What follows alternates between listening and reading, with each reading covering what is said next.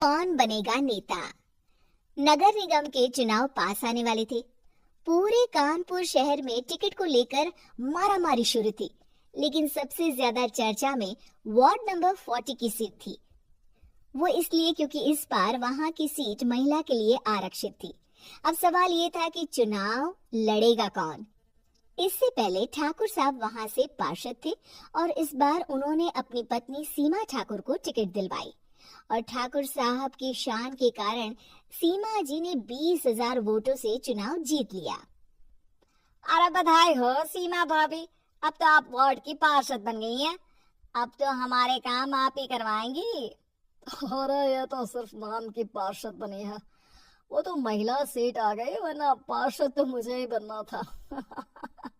अब भले ही चेहरा इसका होगा, लेकिन पावर तो मेरी ही होगी। अरे वाह भाई साहब, क्या दिमाग लगाया है आपने भी। आइए आप लोग, खाना लगा दिया है सबके लिए। सीमा जी पार्षद बन चुकी थी, फिर भी उनकी एक ना चलती। सारे काम ठाकुर साहब खुद ही संभाल लेते और जहां जरूरत पड़ती वहां सीमा जी का अंगूठा लगवा लेते। सीमा जी ज्यादा पढ़ी लिखी भी नहीं थी। एक दिन ठाकुर साहब और सीमा एक प्रोग्राम में जाते हैं। अरे ठाकुर साहब, आप आ गए। ओहो, पार्षद मैडम भी आ गई हैं। स्वागत है आप दोनों का। लगता है हमारे पार्षद फंड का सही इस्तेमाल हो रहा है। चलिए अब उद्घाटन करते हैं। ये लीजिए ठाकुर साहब कैची, आप ही सबसे पहले प्रवेश कीजिए। सब लोग आगे निकल जाते हैं और सीमा जी पार्षद होने के बावजूद भी पीछे खड़ी रह जाती हैं। वो देखती हैं कि वेलकम बोर्ड पर उनका नाम है, लेकिन महिला होने के कारण कोई उनका सम्मान नहीं कर रहा। अगले दिन एक आदमी उनके घर आता है। अरे ठाकुर साहब नमस्कार। कल ना हम नोटिस किए कि हमारा घर तो अवैध है और नगर निगम वाले उसे तोड़ने आ रहे हैं। अरे कुछ कीजिए ना ठाकुर साहब। देखो भाई, मैं तो ज्यादा कुछ कर नहीं सकता, पर अगर तुम सबकी जेब गर्म कर दो तो कुछ हो सकता है।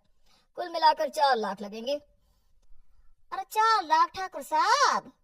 अरे भाई, मैं अपने लिए नहीं मांग रहा हूँ। दरोगा है, इंजीनियर बाबू है, बड़े साहब है, सबको देना पड़ता है ना थोड़ा थोड़ा। बोलो है मंजूर?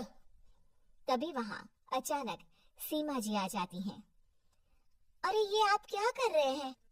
पहले इन्हीं लोगों से तो आपने वोट मांगे, अब इनसे ही पैसे ले रहे हो। अरे चुप रहो तुम, तुम्हारा काम है सिर्फ अंगूठा लगाना, तुम वही किया करो। मुझे दूसरे काम तुम मत सिखाओ, समझी? और तुम ना जाओ, अब पैसे लेकर आओ, वरना जेसीबी किसी भी वक्त आती होगी। सब कुछ ऐसे ही चलते रहता है। एक दिन सीमा जी और ठाकुर साहब को एक लोकल मीटिंग में बुलाया जाता है। वहां पर कई और अधिकारी लोग भी मौजूद रहते हैं। अब मैं चाहूंगा कि ठाकुर साहब हमारे बीच 2 शब्द कहें। मेरे प्यारे भाइयों और बहनों, आज मेरा सौभाग्य है कि मैं आप सबकी सेवा दिन रात कर पा रहा हूँ। आपने मेरी पत्नी को भारी मतों से जिताया है, इसलिए मैं आप सभी का शुक्रगुजार हूँ। मैं आप सबसे वादा करता हूँ कि हमेशा की तरह हमारे वार्ड में किसी को कोई तकलीफ नहीं आने दूंगा। सभी लोग तालियां बजाने लगते हैं। अब मैं माननीय पार्षद मैडम को स्टेज पे बुलाना चाहूंगा। अपने नाम को बुलाया सुनकर सीमा जी एकदम चौंक जाती हैं। उन्हें बिल्कुल उम्मीद नहीं थी कि इतनी बड़ी जगह उन्हें मंच पर बुलाया जाएगा। जैसे तैसे वो मंच पर चढ़ती हैं। ऊपर जाते ही सीमा जी को सारी पुरानी बातें याद आ जाती हैं कि किस तरह उनके पति उन्हें कभी भी आगे बढ़ने नहीं देते और उनके नाम से गलत काम करते हैं। वो बोलने लगती हैं। मैं आपके वार्ड की पार्षद सीमा हूँ। आप में से बहुत कम लोग ही मुझे जानते होंगे, क्योंकि इससे पहले मुझे कभी ऐसा मौका ही नहीं मिला। सारे मौके मेरे पार्षद पति यानी आपके ठाकुर साहब ही लेते रहे, लेकिन आज ये मौका मुझे मिला है तो मैं इसे ऐसे ही नहीं जाने दूंगी।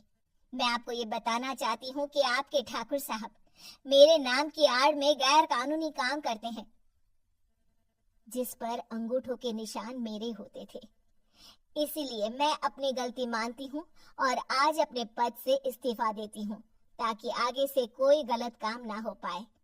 अब फैसला आप सबके हाथ में है कि आप हमें क्या सजा देना चाहते हैं। सीमा जी की बातें सुनकर ठाकुर साहब के चेहरे का रंग उड़ जाता है और वो शर्म से मुंह नीचा करके वहां से चले जाते हैं और पद से इस्तीफा देकर ही सही सीमा जी अपने आप में आत्मविश्वास महसूस करती हैं। और ऐसे वीडियोस के लिए चैनल को लाइक, शेयर और सब्सक्राइब करना ना भूले।